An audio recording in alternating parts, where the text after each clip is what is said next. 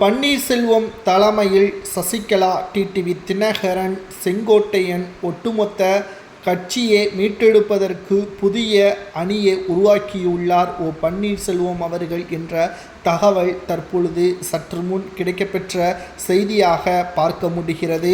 நாளை செங்கோட்டையன் அவர்களுக்கு ஆதரவாக பன்னீர்செல்வம் அவர்கள் செய்தியாளர்களை சந்திக்க உள்ளார்.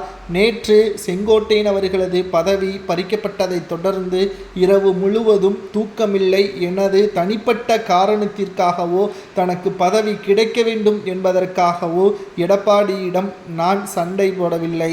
அதிமுக வெற்றியடைய வேண்டும். கடந்த 4 ஆண்டுகளாக உள்ளாட்சி தேர்தல், இடைத்தேர்தல், நாடாளுமன்ற தேர்தலில் அதிமுக மிகப்பெரிய ஒரு தோல்வியே, வரலாற்று தோல்வியே பெற்று வருகிறது.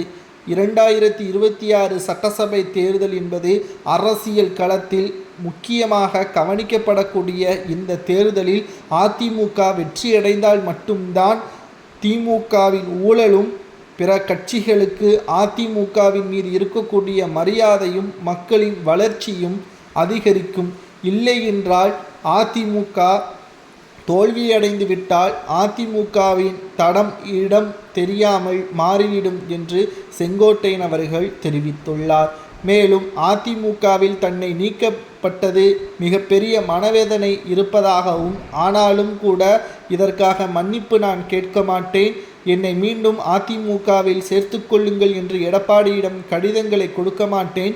ஓபிஎஸ், சசிகலா, டிடிவி தினகரன் கட்சியிலிருந்து நீக்கப்பட்டவர்களை மீண்டும் அதிமுகவில் இணைக்கும் வரை நிச்சயமாக நான் அதிமுகவிற்கு ஆதரவாகவே செயல்படுவேன். எந்த ஒரு கட்சியிலும் நான் இணைத்து கொள்ள மாட்டேன் என்பதையும் செங்கோட்டையன் அவர்கள் தெரிவித்திருந்தார். மேலும் பன்னீர்செல்வத்தின் தலைமையில் அதிமுகவின் தலைமை அலுவலகத்தில் தொண்டர்களுடன் ஓபிஎஸ் அவர்கள் போராட்டம் நடத்த திட்டமிட்டிருப்பதாக தகவல்களும் கிடைக்கப்பெற்றுள்ளது.